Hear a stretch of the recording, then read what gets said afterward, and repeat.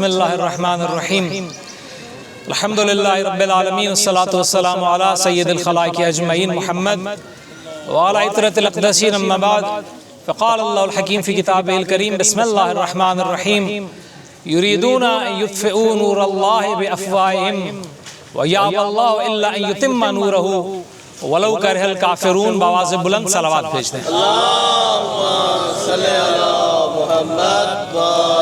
زیادہ دیر آپ کے اور قبلہ کے درمیان مذاہب نہیں ہوگا، بس تھوڑا سا پیغام عاشورہ کے حوالے سے اور تھوڑی سی بات ان لوگوں سے جن کو عاشورہ آنکھوں میں بھی چبھتا ہے اور دل میں بھی کھٹکتا ہے.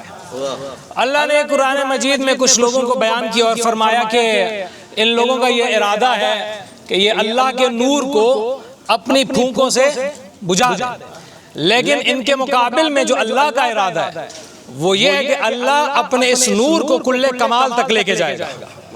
اللہ یتم نورہ، کمال تک لے کے جائے گا. ولو کرہ الکافرون، چاہے یہ بات کافروں کو بری ہی کیوں نہ لگے. آئے بس تھوڑا سا مختصر سا دیکھتے ہیں کہ نور الہی سے کیا مراد ہے، نور الہی کو بجھانے سے کیا مراد ہے. کیا آیا آج ہمارے زمانے میں بھی کوئی ایسے لوگ موجود ہیں جو یہ کوشش کر رہے ہیں کہ یہ نور خدا کسی طرح سے خاموش ہو جائے. دیکھیں عزیزان، اللہ سبحانہ وتعالی نے جو نور کو بیان کیا قرآن کے اندر اللہ نے خود قرآن مجید کو نور کہا ہے.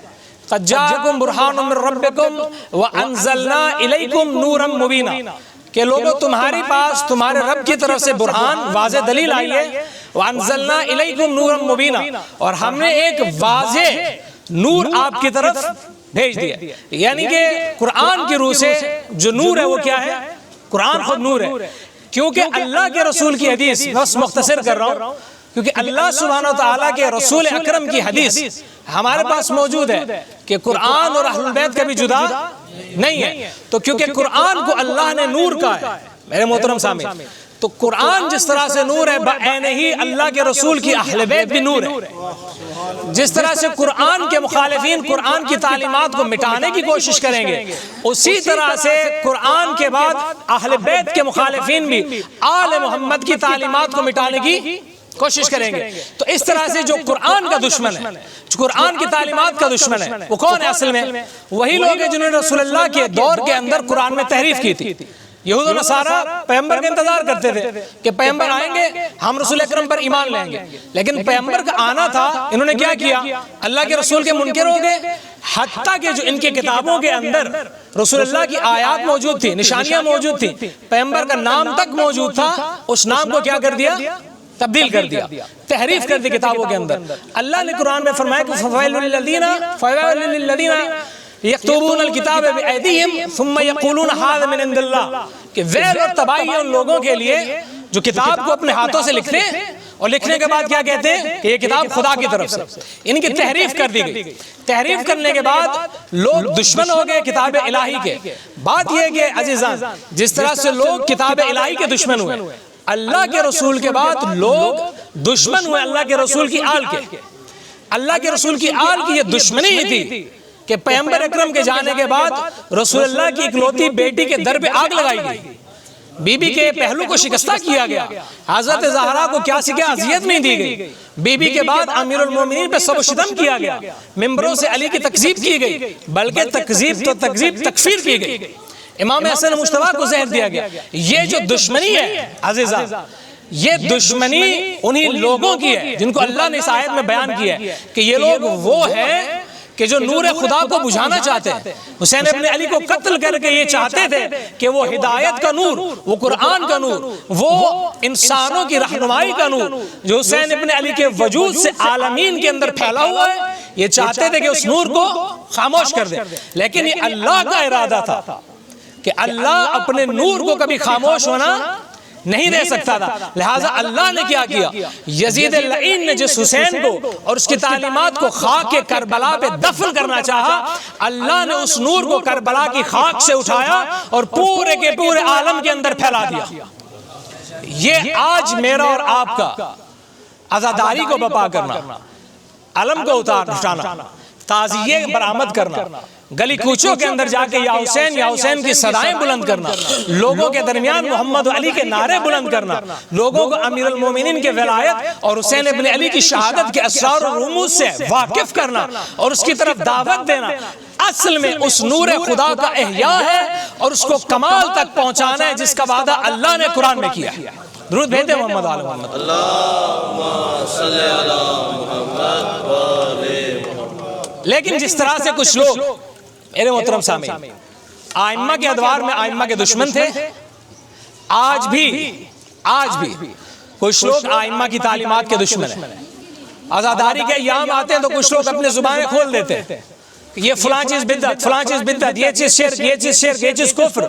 بھائی بات یہ ہے کہ آپ دوسروں کے ایمان کے فیصلے کرنے کی کوئی ڈگری تو نہیں رکھتے، یا ہمیں آپ سے اپنے ایمان اور اسلام کو ثابت کرنے کا کوئی سرٹیفکیٹ چاہیے؟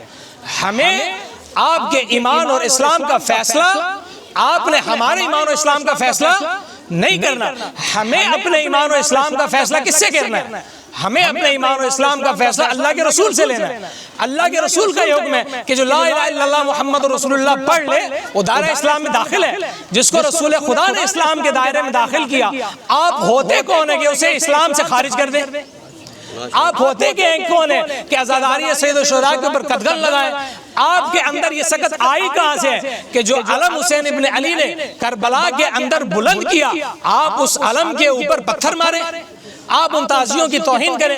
ہم کیا، میرے شیعہ سنی بھائی بیٹھے، ہم شیعہ کیا کوئی کہہ سکتا ہے کہ کسی شیعہ نے جا کے کسی مسجد کے اندر دھماکہ کیا، کسی جلوس ازاں نہیں، کسی میلاد کی محفل کے اندر جا کے کوئی فساد برپا کیا؟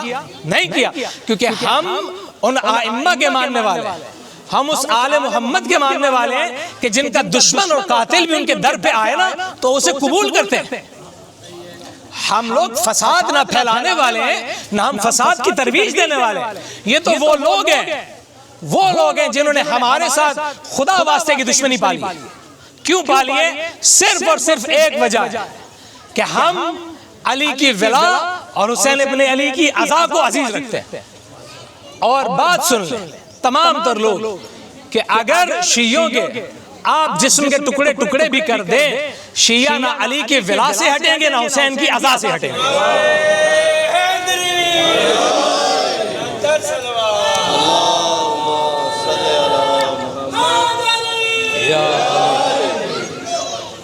شیعوں کی تاریخ خون کی بھری تاریخ ہے۔ تشیع ہمیں گود میں پل کے تو نہیں ملی، جائیں حجاج بن یوسف جیسے لوگوں نے ہزاروں شیعوں کو مارا ہے، ہزاروں انسانوں کو ایسے قید خانوں میں قید کیا ہے کہ سردیوں کی راتوں میں جن کے سر پہ چھت نہیں ہوا کرتی تھی۔ ہم اس تشیع کے وارث ہیں جس تشیع کو زینب کبریٰ نے ہمیں سختیاں سہ سہ کے منتقل کیا ہے۔ اگر آج کا کوئی یزید یا یزید اللعین کا حامی یہ سوچتا ہے نا کہ حسین کی عزا پہ زبان درازی کر کے یا شیعوں کو قتل کر کے یا کراچی سے کوئٹہ تک دھماکے کر کے یا عزاداروں کو یا زائرین کو مار کے حسین کی عزا کو دبائے گا تو وہ جان لے ہم وہ عزاداران حسین ہیں جن کی عزا کرنے کی دعا رسول کی اکلوتی بیٹی فاطمہ زہرا نے کی ہے۔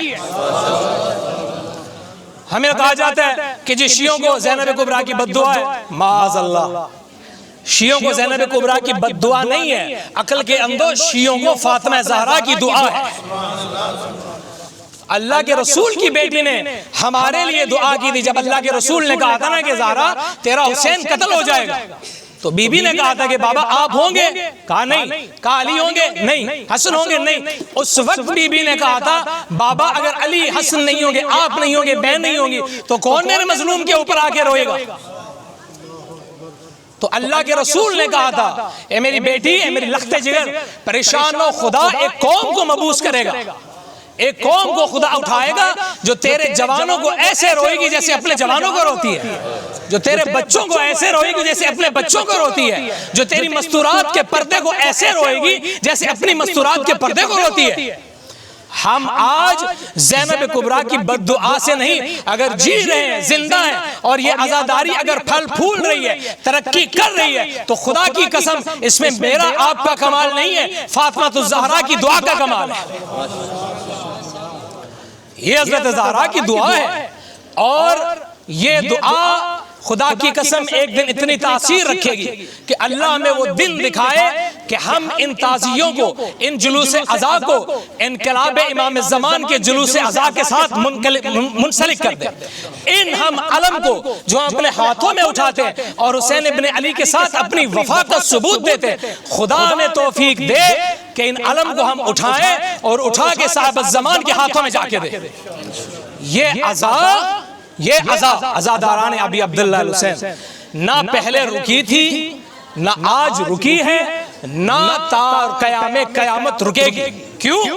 کیونکہ اللہ کے رسول کی حدیث ہے کہ ان لقتل الحسین حرارت فی قلوب المؤمنین لا تبرد ابدا۔ حسین کے قتل کی وجہ سے مومنوں کے دل میں ایسی حرارت ہے، ایسی آتش سلگ رہی ہے جو قیامت تک ٹھنڈی نہیں ہوگی۔ درود بھیجیں مولا کے ذات پر۔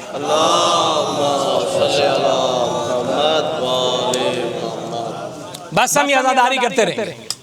مختصر کروں، اس لیے میرے معزز سامعین عزا کریں گے، اس لیے حسین ابن علی پہ روئیں گے کیونکہ حسین کے بعد حسین کی بہنوں کو اس کے لاشے پہ رونے نہیں دیا گیا۔ حسین کے بعد حسین کی بیٹیوں کو اس کے لاشے پہ رونا نہیں دیا گیا۔ خدا کی قسم مقاتل کی کتابیں آپ اٹھا کے دیکھیں، دل پھٹ جاتا ہے۔ یزید لعین اپنے نجس لاشوں کو، عمر سعد اپنے نجس لاشوں کو دفن کر کے گیا ہے، آل رسول کے پاکیزہ لاشوں کو بے گور و کفن چھوڑ کے گیا ہے۔ 3 دن تک امام حسین کا لاشا بے گور و کفن پڑا رہا۔ 3 دن تک بے گور و کفن نہیں، عزاداروں، برہنہ بغیر لباس کے حسین کا لاشا پڑا رہا۔ ہم روئے نہیں تو کیا کریں؟ ہم کیا کریں؟ ہم اس حسین پر نہ روئے جسے رسول نے کندھوں پہ اٹھایا تھا، امت نے اسے نیزوں پہ اٹھایا۔ ہم اس حسین کو نہ روئیں جسے رسول نے سینے پہ سوار کیا تھا مگر شمر لعین اس کے سینے پہ سوار ہوا۔ ہم اس حسین کو نہ روئے جو تو عرش خدا کی زینت تھا مگر خاک کربلا پہ کٹا ہوا اس کا سر پڑا تھا۔ ہم اس حسین کو کیا نہ روئیں کہ جس کے غم میں زمین بھی روئی ہے، آسمان بھی رویا ہے۔ عزاداروں، روایت میں ملتا ہے، مفتی سلمان قندوزی ہمارے اہل سنت کے بھائیوں کی ایک شخصیت گزری ہے، اس نے کتاب لکھی جنابی المودہ، اس میں اس نے لکھا کہ عاشور کا دن جب طلوع ہوا تو بیت المقدس کے اندر، مسجد اقصی کے اندر جب بھی ہم کوئی پتھر اٹھاتے اس پتھر کے نیچے سے تازہ خون برآمد ہوتا۔ جس کو پتھر روئے ہو، جس کو زمین روئی ہو، جس کو آسمان رویا ہو، جس کو زہرا، محمد و علی و حسن اس کی شہادت سے پہلے روئے ہوں، اس کے اوپر رونا عزاداروں بدعت نہیں، عین سنت ہے۔ بدعت نہیں، عین عبادت ہے۔ اتنی عظیم عبادت ہے حسین ابن علی پہ گریہ کرنا، اتنی عظیم عبادت ہے حسین ابن علی پہ گریہ کرنا کہ میری اور آپ کی شفاعت کا ضامن نہ میری نماز ہے، نہ ہمارا روزہ ہے، نہ ہمارے حج و زکوٰۃ و خمس ہیں۔ اگر کوئی چیز آ کے روز قیامت مجھے اور آپ کو بچائے گی، خدا کی قسم وہ آنسو ہوگے جو ہم نے بطول کے مظلوم فرزند دبائے۔ ایران کے علماء میں سے ایک بہت بڑی شخصیت گزری ہے، آیت اللہ ارشد احمد خنساری، حضرت معصومہ کے حرم میں مدفون ہے۔ وہ یہ فرمایا کرتے تھے، ہزاروں شاگردوں کی تربیت کی، کئی کتابیں لکھی، مرجع تقلید، کہا کرتے تھے کہ مجھے اپنی نجات کے لیے، اپنی نجات کے لیے نہ اپنے درس و تدریس سے کوئی امید ہے، نہ اپنے درس گاہوں سے امید ہے، نہ اپنی نماز و روزے سے کوئی امید ہے، میں ہر چیز سے مایوس ہوں۔ مجھے امید ہے تو ان آنسوں سے امید ہے جو میں نے حسین ابن علی کی شہادت پر بہائے۔ آئے آج کے دن عہد کر لیں، میں اور کہ جو کچھ بھی ہو جائے، نہ ہم علی کی ولا کا دامن چھوڑیں گے، نہ حسین ابن علی کی عزا کا دامن چھوڑیں گے۔ یہ عزا ہمیں بڑی مصیبتیں جھیل کے زینب کبریٰ نے پہنچائی ہے۔ آج کے دن جس نے علم اٹھایا، جس نے تعزیہ اٹھایا، جو سر و سینے پہ ماتم کرتے ہوئے یا حسین کی صدائیں بلند کر رہا ہے، وہ اپنے آپ کو خوش نصیب سمجھے کہ اس عزا کا وارث بنائے جس عزا کی بانی علی کی بڑی بیٹی ہے۔